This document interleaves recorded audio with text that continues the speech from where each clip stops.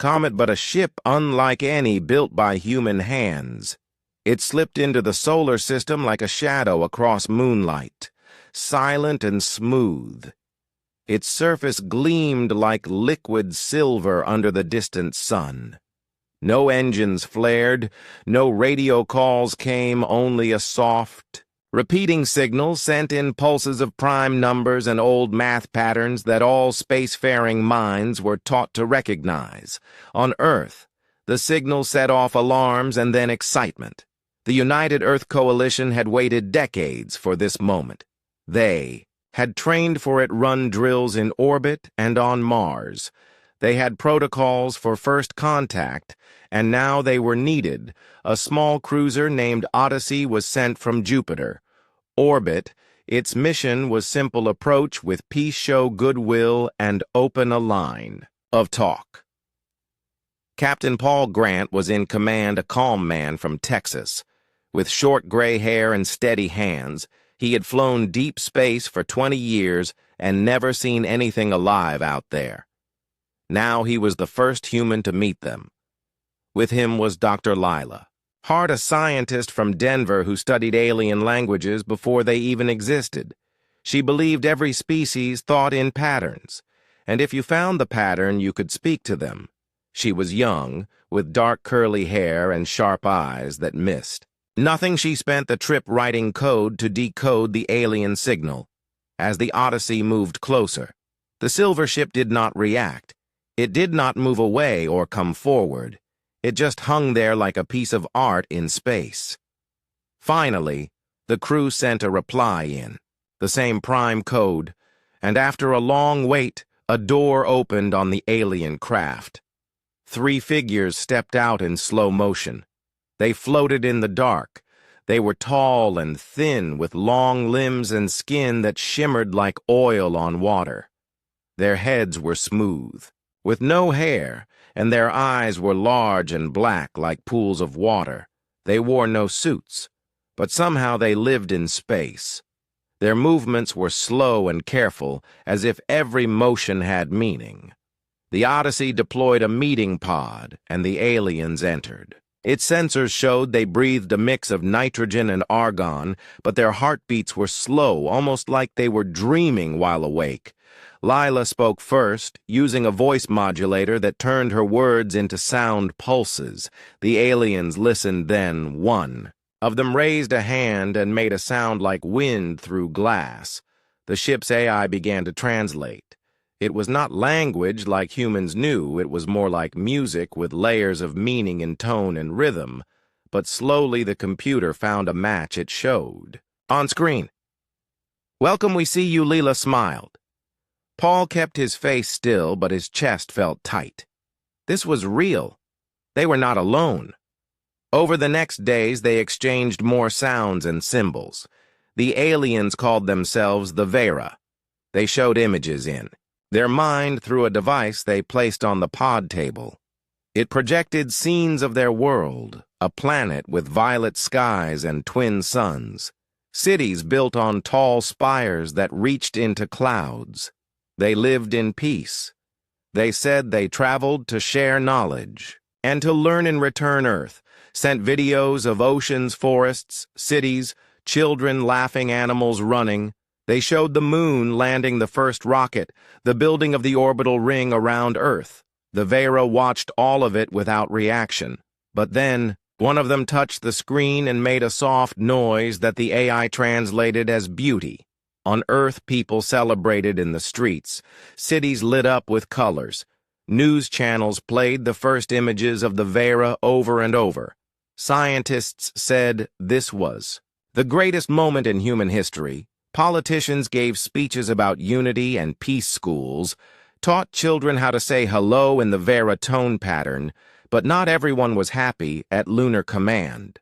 A man named Ray Boone watched the data closely. He was in charge of deep space tracking, a quiet man from Kansas who liked coffee and silence.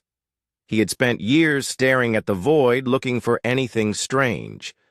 Now he saw something. The Vera ship had come alone, but sensors had picked up a faint Energy trail behind it, not strong, not close, but there, and it was growing. He checked the logs again and again. The signal was not from the Vera ship. It was from something much farther out beyond the Kuiper belt, something big and slow and moving. Toward the inner system, he ran the numbers and his stomach dropped. It was not one ship. It was hundreds, and they were not heading for Mars or Jupiter. They were on a path that would bring them near Earth in 6 months. He sent the report to the Earth Defense Council, but they were slow to respond. The Vera had given them so much already, new ways to make energy better shields for ships, even medicine that could heal broken bones. In days, they said the trail could be space dust or a sensor glitch. They did not want to ruin peace over a shadow ray did not give up. He asked for more drones to be sent out to the edge of the system, long-range scouts with better sensors. The council agreed, but only barely. Weeks passed, and the drones reached the outer dark. What they found made Ray's hands shake. The fleet was real, and it was not Vera design. The ships were black and jagged like broken glass. They moved without light or sound, and in the center of them all was a ship so large it looked like a piece of a planet torn free. It was over 30 kilometers long, shaped like a blade, and it did not move like the others. It was carried by the fleet, like a king on a throne. Ray called for an emergency meeting. But before he could send the full data, something else came in, a weak signal from near Alpha Centauri. It was Humana.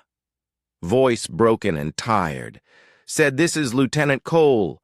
I was on Europa Station. We met a Vera group 3 months ago.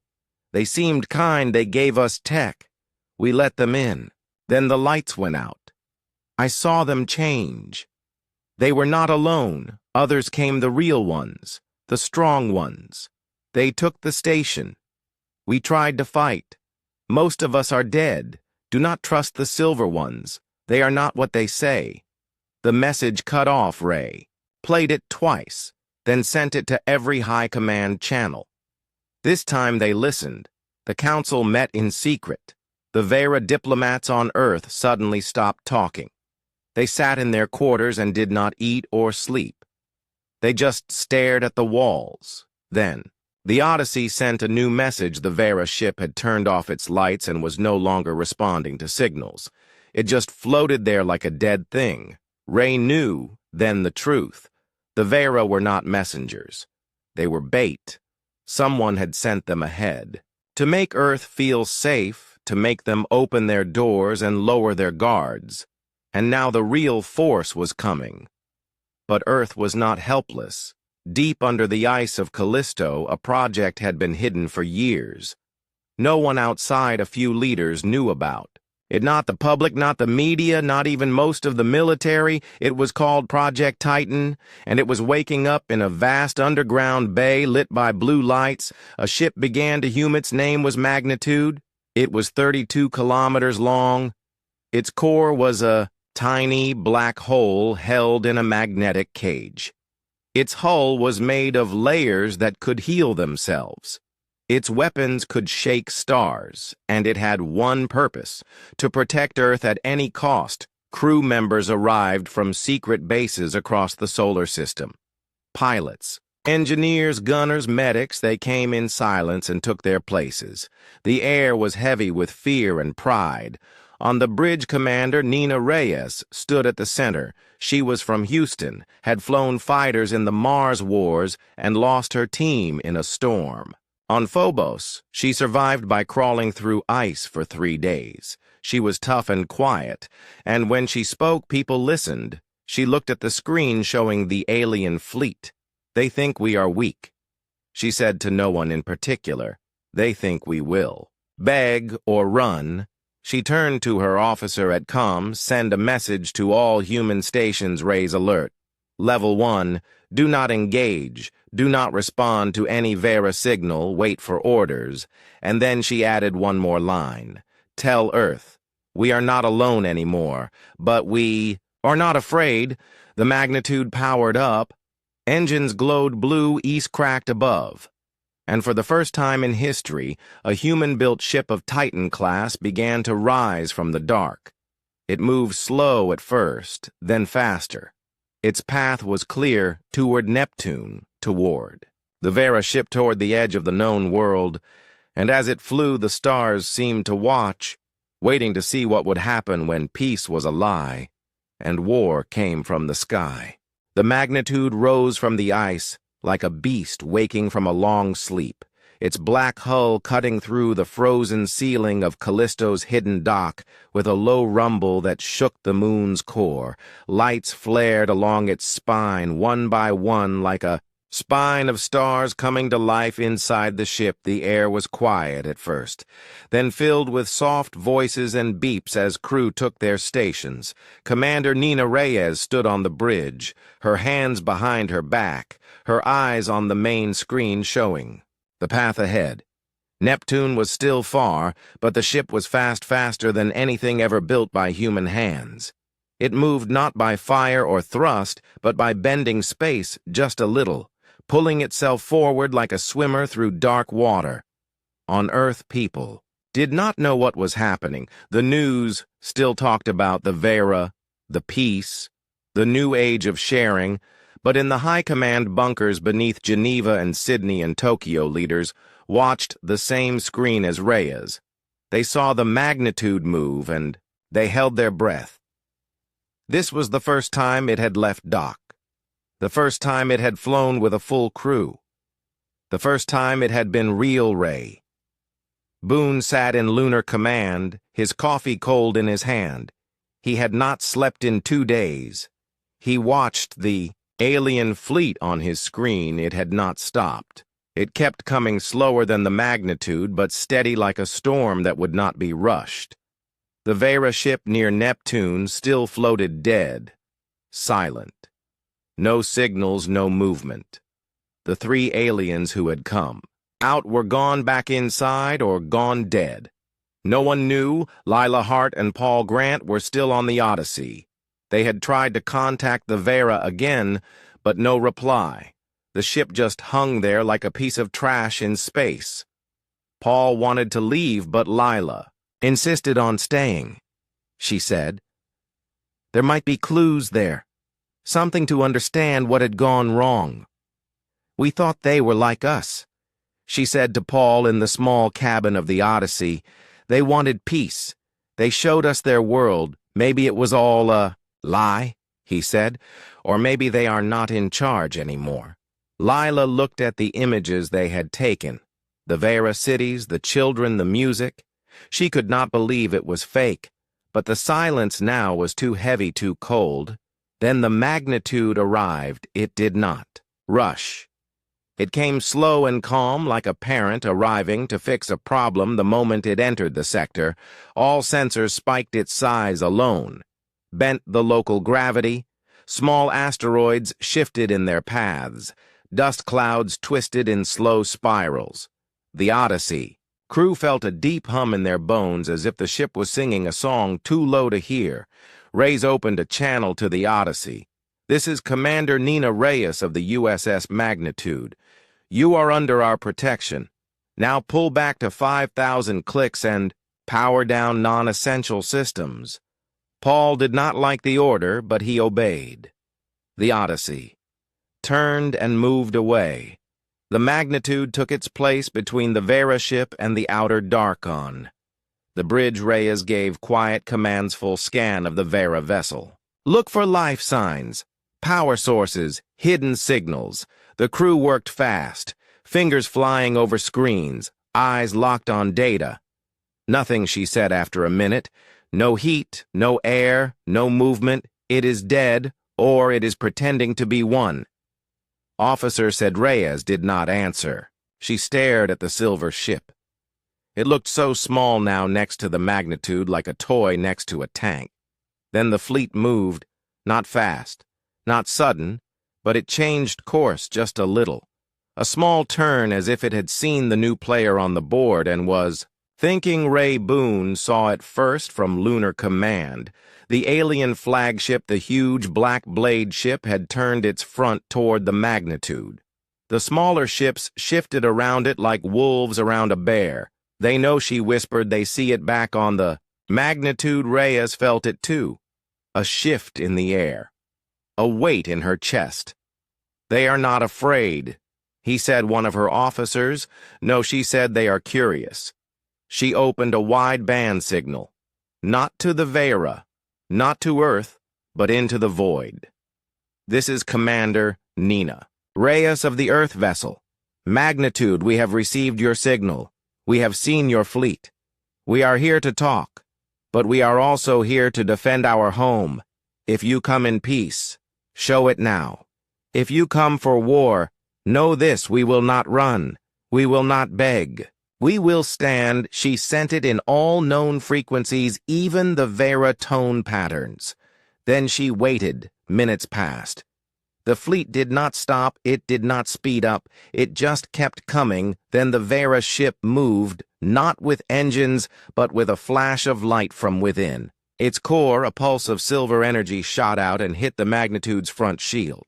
The shield flared blue and held, but the ship shook like a tree in a storm. Alarms rang soft at first, then louder, direct hit on forward plating. No breach, Reyes said. Calm still on her face. They are testing us. Another officer said. Reyes nodded. Let them see what we are made of. She turned to weapons. Arm resonance cannon 1, but do not fire unless I say. The cannon was not like old guns. It did not shoot fire or metal. It fired a twist in space, a ripple that could break rock or metal from the inside. It was new, untested on anything. This big, then the Magnitude sent its own signal. Not words this time, a burst of energy from its core, a deep hum that traveled through. Space a sound only machines could hear. It was a challenge, a roar without noise. The Vera ship did not answer, but the fleet did. The black flagship fired. A beam of red light wider than a city shot across space so fast it seemed to bend the stars around. It hit the Magnitude's side. The shield turned white for a second, then cracked. The hull groaned, metal screamed, and a fire broke out on deck. 7 damage report, Reyes said. Shield down on starboard hull, breach on deck. 7 fires contained crew. Safe. She did not flinch. Evasive pattern delta. The Magnitude moved, not by turning, but by sliding to the side like a ghost. Its engines pulsed in rhythm. The ship bent space just enough to dodge the next shot. Then it fired back. The resonance cannon glowed. Green then released a silent wave. It crossed the void and struck the front of the alien flagship. Nothing happened at first. Then the ship's surface began to shake. Small cracks spread like glass under pressure. Then a large piece broke off and floated away. The fleet pulled back. For the first time they looked unsure. On Earth, people still did not know, but in the war rooms the mood changed. Hope Rose Ray Boone smiled for the first time in days. They can fight, he said, but the fight was not over. The alien flagship began to change. Panels on its surface slid open, revealing a deep pit at its core. A light pulsed inside, violet and wild. It grew brighter and faster. Ray saw it on the screen. They are charging something big, she said. All power to forward. Shields. The Magnitude turned to face it head-on, its own core humming louder. The crew held their seats. The air felt thick. Then the Vera ship did something worse. It opened, not a door, but its whole body split like a flower blooming in slow motion from. Within it rose a long, thin spike of black metal. It pointed at the Magnitude and began to glow. 2 threats now, one officer said, voice-tight. Rays looked at both. Then she made a choice. Target the Vera ship first. She said if that spike fires, we may not survive. The resonance cannon recharged. Green light built along its barrel fire when ready. The shot fired. It hit the Vera ship dead center. The spike exploded. The ship tore apart in silence. No sound in space, only a flash of light and a cloud of Dustone down, she said. But the flagship was not done. Its core light reached full power and fired a wave of dark energy shot out. Space itself seemed to twist and break where it passed. The magnitude shields flared white, then failed on the left side. The hull cracked open on decks 5 and 6. Gravity failed in some rooms. People floated, then crashed as systems fought to hold. We have lost main power to the rear. She said, "Get it back now." Engineers ran through smoke and broken wires they reached the core room and restarted the magnetic cage. The singularity hummed back to life. Power returned. The magnitude turned. It faced the flagship. It was damaged but still moving. Reyes looked at the screen, at the fleet, at the dead Vera ship, at the stars. "This is not just about us," she said. "This is about what comes next." She gave the orderful power to resonance cannon fire at the flagship's core. The green wave fired again. It crossed the void it hit, and the alien ship began to shake, not from the outside, but from within. Its core could not hold. The violet light flared, then exploded. The ship folded in on itself like paper burning and was gone. Silence. The smaller ships did not wait. They turned and fled fast into the dark. The battle was over, on the magnitude. The crew did not cheer. They were too tired, too shocked. Some cried, others just sat staring at screens. Reyes walked to the window. She looked at the place where the flagship had been, then at the stars. "We won," she said. "But they will come again, and next time we will be ready on Earth." The signal reached them minutes later, a simple message from the magnitude. "The fleet is broken. The threat is gone for now. We are safe." And for the first time in human history, Earth did not send a message of peace. It sent a picture. The magnitude floating in space, its lights on its hull strong, and below it 2 words, "We stand." The magnitude floated in the cold space beyond Neptune, its lights dimmed to save power, its hull still warm from the battle. Smoke curled in zero gravity from broken panels on the outer decks. Crew moved slowly in suits, fixing wires, sealing cracks. The air inside was thick with tired breath and silence. No one spoke much, not after what they had seen, not after what they had done. On the bridge, Commander Nina Reyes sat in her chair, her face calm but her hands shaking just a little. She had not slept in over 30 hours. Her eyes stayed on the main screen, showing the empty space where the alien flagship had been. Now there was only dust and dark. The fleet was gone. The Vera ship was gone. But the fear was not. Back on Earth, the message had been received, the simple words, "We stand," and the image of the magnitude floating like a guard in the void. People saw it on screens, in homes, on streets, in ships. They stared in silence, then some cheered, some cried, some fell to their knees. It was not joy. It was relief and shock and a deep new weight in the chest. "We are not alone and we are not safe." Ray Boone stood at Lunar Command, his coffee fresh this time. His eyes on the long-range sensors. The alien ships had fled past the Kuiper Belt and were now out of clear view. But he knew they were still out there somewhere, watching, waiting, learning. They will come back. He said to no one he had sent drones to follow the trail of the fleeing ships, small, fast scouts with silent engines. They would track the enemy as far as they could go. He needed to know where they came from, what they were. And if there were more on the Odyssey, Paul Grant and Lila Hart floated in their cabin, the air cold, the lights low. They had seen the battle from far away, silent flashes in the void. Then the big ship. The magnitude had won, but at a cost. The Odyssey had lost 2 drones, and one of its engines was damaged. Lila looked at the last images they had taken of the Vera ship before it exploded. They were not all bad, she said. Paul turned to her.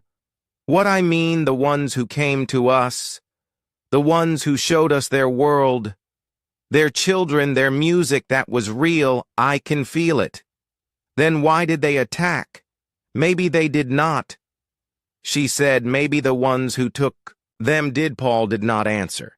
He looked out the window at the magnitude so big, so dark, so strong, that ship was built for war. He said not peace. Yes, but only because peace failed. They were silent for a long time. Then Paul said we should go home. Leela shook her head. Not yet. I need to know who they were. What happened to them? You saw it blow up, but the signal. The last message from Europa Station. It said, "Do not trust the silver ones." That means not all of them are the same. Paul sighed. I do not want to die out here. You won't, he said. And I won't let you on the magnitude. Reyes gave new orders. Send a team to the wreckage, find anything that can tell us what they were made of, how they worked. If there is any data left, crew in suits moved through the broken pieces of the Vera ship. The silver metal was sharp and twisted. They found no bodies, no bones, no signs of life. Only strange devices with glowing lines and hard glass screens. One engineer named Dan pulled a small box from the core of the ship. It was warm and pulsed like a heart. He brought it to the Lablila. Heart arrived on the magnitude 2 days later in a shuttle from the Odyssey. She walked through the long halls of the ship, her boots clicking on metal, her breath loud in her helmet. She had never been on a warship this big. It felt like walking through a mountain. She met Reyes on the bridge. Thank you for letting me come, Lila said. We need to know what we fought, Reyes said. If it comes back, we need to be ready. Dan handed Lila the box. She opened it carefully. Inside was a crystal shaped like a star. It glowed soft blue. This is not just a device. She said this is a memory store. She connected it to the ship's AI. The screen flickered, then showed images of Vera City under violet skies. Children laughing in a park, a man and woman holding hands on a balcony. Then the sky darkened, ships like blades falling from above. Silver Vera, beings standing with arms raised. But then their eyes turned red. Their mouths opened in silent screams. The city burned. Leela gasped. They were taken over. She said it was not them. It was something else. Something that used them. Reyes watched the images, her face hard. So the ones who came to us were the real Vera, the peaceful ones, and the ones who attacked were the same bodies but not the same minds. Yes, then we did not fight a species, Reyes said. We fought a machine, a virus, a force that takes what it wants. Leela nodded, tears in her eyes. We have to tell Earth. They already know, Reyes said. But now they know the truth. The magnitude stayed in the sector for 2 more weeks. Drones returned with data. The alien fleet had split into 3 groups, each going in a different direction, one toward the Orion arm, one toward the center of the galaxy, one back into the void. Beyond the stars, they are not running. Reyes said they are reporting. Arth responded fast. New orders came. The magnitude was not to return. It was to stay and wait more. Titan-class ships were being built under Callisto. More were planned on Mars and in orbit around Saturn. But they would take time. Until then, the magnitude was the only one. Rise walked the ship every day. She talked to the crew. She ate with them. She listened to their fears, their hopes. One young gunner named Molly said, I did not sign up for this. I wanted to fly, not fight. Ray said none of us did, but here we are. Molly asked, will we ever go home? Someday? Yes, but not yet. Not until we know they are gone. Weeks passed. No new ships came, no signals. Only silence. Then one night, a small ship appeared. Not alien, not human. It was Vera, but not like the silver ones. This one was damaged. Its surface brown and cracked. It moved slow and weak. The magnitude raised shields but did not fire. The small ship sent a signal in broken tones. It said Help Leela was the first to respond. She opened a channel. Who are you? The voice came back weak. I am KL of the Free Vera. We are not taken, we ran. When the dark came, we have been hiding. Reyes and Lila met in the command room. Is it real, Reyes? Ask it he thinks so. Lila said the signal matches the old Vera tone, the one from before the war. They brought the small ship into the magnitude's Baya. Single Vera stepped out. Its skin dull, its eyes tired. It wore a torn suit and carried a small case cale. Said, I have lived in the dark for 10 years. I have seen what the Dark Ones do. They take minds, they twist bodies, they turn peace into war. Why come now? Because I saw your ship. I saw you fight the Dark Fleet, and I knew you were not like them. You fought. For life, not control. What do you want to help you to warn you the Dark Ones are not one fleet? They are many. They grow, they spread, they will come back stronger. Reyes looked at Lila Khan. We trust him. I believe him, Lila said. Reyes turned to Caliph. You, help us. What do you want in return? Only one thing, he said. Stop them before they take another world. Reyes nodded. Then you have a home here for now. That night the crew met Kyle.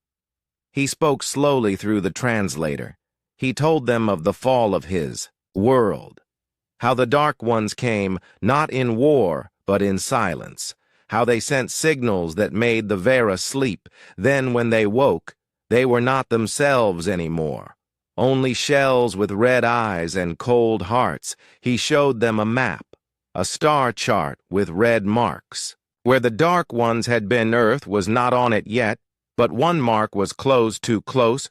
Eyes stood and looked at the stars through the great window of the bridge. We are not just a ship, she said, we are a line in the sand, and we will not let it be crossed. The magnitude turned its nose toward the first red mark on the map. Its engines glowed blue, and it moved into the dark to find the enemy before the enemy found Earth. The magnitude moved through the dark space between stars. Its blue engines, the only light for thousands of kilometers inside the ship. The air was quiet. Most of the crew slept in shifts. Now the excitement of battle had passed and the long wait had begun. They were far from Earth, farther than any human had ever gone, and the silence outside was deep and full. Commander Nina Reyes did not sleep much. She sat in her chair on the bridge, her eyes on the star map the red mark Kale had shown them. Was still far 2 weeks at current speed. It was a world called Veron Prime, the home of the Vera before the dark came. He said it was dead now, but he wanted to go back to see if any trace of his people remained, and to learn how the Dark Ones. Worked Leela Hart spent her days in the science bay, studying the data from the crystal and from Kale's small ship. She found new things every hour, codes, frequencies, patterns in the way the Dark Ones sent their signals. They did not speak. They sent pulses that entered the mind and changed it like a virus. She called it the whisper, and she feared it could reach human minds too. One night she told Reyes we need to be careful. Even looking at their data might not be safer. I said then, stop. I can't, she said. We have to understand it, or we will never beat it. So they kept going. The crew grew used to Kyle. He ate with them, though he did not need the same food. He spoke slowly and kindly, his voice soft through the translator. He told stories of his world of music under twin suns, of flying ships that sang as they moved, of children who learned by dreams.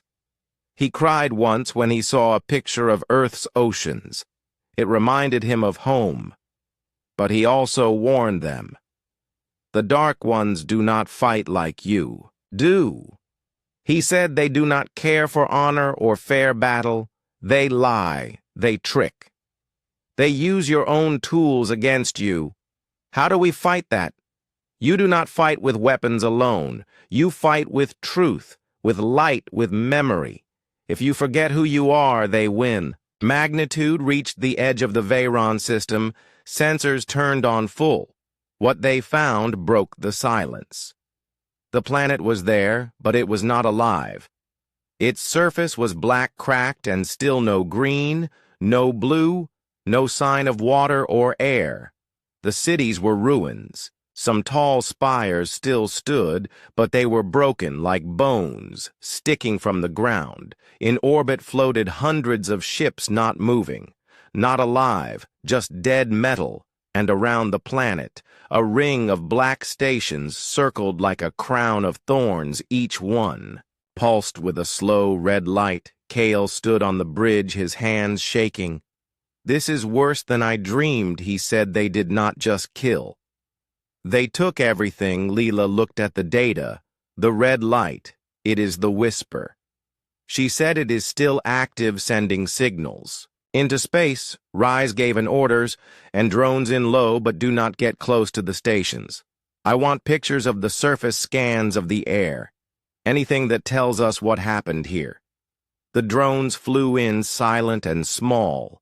They moved over the dead land and sent back images of streets once full of life, now filled with dust and bones of Vera left where they fell, in parks, in homes, in schools. One drone passed a schoolyard. A swing set moved in the wind. No one was there, but the chain creaked like a voice on. The magnitude the crew watched in silence. Then something changed. One of the black stations turned. A beam of red light shot out and hit a drone. It exploded in a flash of sparks. The magnitude pulled back, shields up. Reyes said, "More stations turned." "They are awake," Lila said. "They know we are here." Kale stepped forward. "They are not alive. They are machines, but they feel when life comes near. They wake to take it. Can they take us? Not yet, not from here, but if we get too close, they might send the whisper into our systems, our minds." Reese looked at the planet, then at her crew. "We are not here to fight," she said. "We are here to learn." So they stayed at a safe distance and watched. Days passed. The drones found a bunker under the city of Ayler, the largest on the planet. It was deep and shielded. The signal from the stations did not reach it inside. The drones found data drives still working. The data was old but clear. It showed the day the Dark Ones came, not in ships at first, but in signals, a wave of red. Light from deep space. It hit the planet, and most Vera fell asleep. Those who woke were not the same. They turned on their families, their friends. They built the stations and called for more. One file showed a scientist trying to fight back. He sent a pulse of blue light, the opposite of the red. It broke the hold on one Vera for a short time. Then the system crushed him. Leela studied the blue pulse. "This is hope," she said. "They found a way to fight." The whisper Rays asked, "Can we use it? Maybe, but we need to test it." Then Kale said, "I will try." No, Reyes said, "Too dangerous. I am already lost." He said, "My world is dead. My people are gone. If I can help stop this from happening again, then my life has meaning." They argued, but in the end, Reyes agreed. Small room was shielded with layers of metal and rock. The blue pulse was loaded into a device they called a cleanser. Kyle sat in the chair. His eyes closed. The pulse fired for a moment, nothing. Then he gasped. His body shook. His eyes opened. But they were not black. They were red. The crew stepped back, but then he screamed a deep, raw sound and fell forward. When he woke, his eyes were black again. "It worked," he said, "but only for a time. The dark is strong. It will come back." Lila said, "We need to make it stronger." So they worked. Engineers and scientists stayed for days with no sleep. They built a new version of the cleanser, bigger, stronger. They linked it to the magnitude's core, using the singularity's energy to power it. When it was ready, they tested it on a captured piece of the Vera ship that still pulsed with red light. The cleanser fired. The red light died. The metal turned cold and gray. It worked. Ray stood and looked at the team. This changes everything. But Kale said it is not enough. The cleanser can save minds, but it cannot kill the dark ones. We need to destroy the source. Where is it? I do not know. But I think it is not here. It is out there in the void where the dark began. Then that is where we go. The magnitude turned away from. The dead planet, its lights bright against the cold, as it left the system. One of the black stations fired a final beam. It missed. The ship did not look back on Earth. Ray Boone watched the data come in. He saw the dead world, the cleanser, the plane. To go deeper into the unknown, he sat in his chair and did not move for a long time. Then he sent a message to the magnitude. Be careful what you find out. There may be things even older than the dark. The crew read it and nodded. They knew the risk, but they also knew the cost of fear. Weeks passed as the ship flew through empty space. No stars close, no planets, only dark and cold. Then the sensors beeped. A signal not red, not hostile. It was blue. And it was repeating. Welcome friendly. La checked. It is not. The whisper, she said, it is real. It is a call from what? I do not know. Rise looked at the screen set course for the signal. The magnitude moved forward. Into the unknown, its engines glowing like a heartbeat, its crew ready. Its purpose clear, to find the truth. Fight the dark to protect the light. Magnitude moved toward the blue signal. Its engines cutting through the dark like a knife, through silence. The crew was quiet. Most of them sat in their seats or stood by windows, staring at the screen that showed the path ahead. There was nothing. Out there, no stars, no dust, no light, just black. But the signal kept coming soft and steady like a heartbeat in the void. Welcome, friend, it said over and over in clear tones that matched no known language, but the AI translated it easily. Lila Hart studied the signal for hours. She ran it through every test she could think of. She checked for hidden codes, for pulses that might carry the whisper. She even had the cleanser ready in case the sound changed, but it did not. The signal stayed pure. Blue, calm, and open. Kale sat beside her, his hands folded. I have heard this before, he said, when long ago before the fall it was sent by the first ones, the ones who built the old ways, the ones who fought the dark before. Are they still alive? I do not know. But if this is their signal, then yes. Commander Nina Reyes stood on the bridge, her face calm, but her mind full of thoughts. This could be a trap. She knew the Dark Ones had used lies before they had sent peace signals to draw in the weak. But this felt different. The tone was not sharp or cold. It was warm, like a voice from a dream still. She gave orders, shields at full, all weapons ready. Do not fire. Unless I say, do not let anyone board. Do not trust too fast. The crew obeyed. Days passed. The signal grew stronger. Then the sensors found it a shape in the dark, not a ship, not a station. A world small and round, covered in silver metal. It floated in space with no star near, no orbit to follow. It just hung there like a forgotten toy, but around it spun 5 rings of light blue and soft, each one turning slow. This is not natural, Lila said. No, Reyes said, it is built. The magnitude slowed as it got closer. The signal now filled the air like music, only felt not heard. Lights on the world began to glow, one by one like eyes opening. Then a voice came, not over the radio, but inside their heads, soft and deep and kind. You have come far, child of Earth. Rise did not move. Who are you? We are the last of the keepers. We have waited long for one who fights not for power, but for life. Why did you call us? Because the dark grows, and only those who remember light can stop it. Can you help us? We can show you the truth.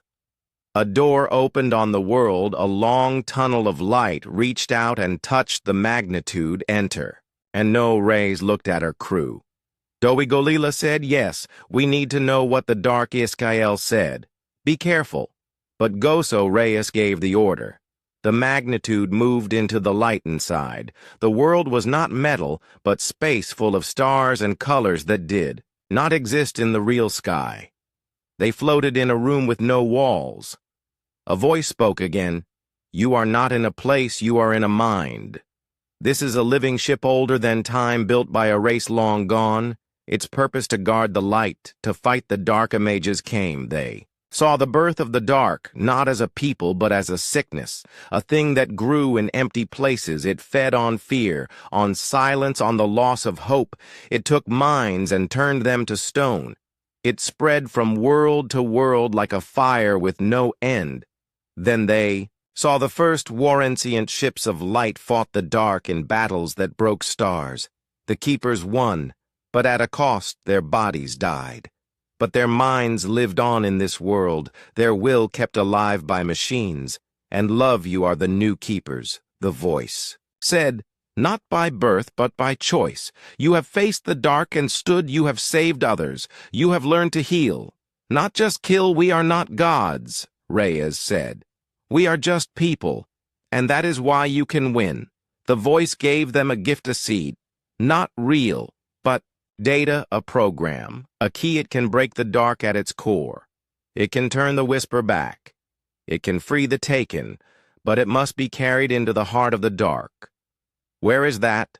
Where the first signal came from, a place with no name beyond the edge of the galaxy. Rays took the seed. How do we use it? Fly to the source place, the seed in the core of their main station. It will spread like light through water. Will it kill them? No, it will wake them. The magnitude left the world of the keepers. The door closed. The lights faded. The signal stopped, but the seed was real. On the ship, the crew gathered. This is it, Rhea said. This is why we are here. Not to fight every ship, not to chase every fleet, but to end it at the source, Lila said. It could work. But if we fail, we die and the seed is lost, then we do not fail. They turned the ship toward the edge of the galaxy. The trip took weeks longer than any before. Food ran low. Tempers rose, but no one quit. Kale taught them Vera songs to keep hope alive. Leela worked on the seed, making sure it would not break. Reyes walked the ship every day, talking to each person, reminding them why they came. When they reached the edge, space changed. Stars were thin. The sky was black and cold. Then they saw it, a huge black sphere floating. In silence, it was not a ship, not a world, but a nest made of metal and bone. It pulsed with red light like a heart of hate. Around it flew thousands of dark ships like bees around a hive. This is it? Reyes said. The magnitude moved in slow shields up. Weapons ready, but it did not fire. They had one chance. A small pod was prepared. Kale would go. He knew the dark ways he could hide. He could reach the Carino. One else could. He put on a suit and stood on the launch deck. Thank you, he said to Reyes, for giving me a purpose. You gave it to yourself, he smiled. Then he was gone. The pod flew through the swarm, so small the dark ships did not see it. It reached the sphere and entered a crack in its side. Inside was a nightmare halls of red light bodies of Vera, and other beings hung in tubes their minds linked to. The Korakyle moved quiet and fast. He reached the center. The core was a ball of fire and noise. He placed the seed. It glowed blue. Then the sphere shook. The red light flickered.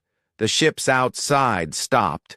Then, one by one, their lights turned blue. The whisper died. The taken woke. Kyle fell to his knees. He looked up and smiled. On the magnitude, the sensors went wild. The red signals stopped. Blue ones began. The dark fleet did not attack. They turned and flew away, not to fight. But Tehil Ray sat in her chair, tears on her face. It is done. The magnitude turned home, it flew slow. The crew did not cheer. They held each other. They thought of Kalof the dead. Of the save, Dearth saw the signal return, not war, not fear, but peace true. Peace. The magnitude came back a legend. But Reyes said we are not heroes. We are humans. And as long as we remember that, we will stand.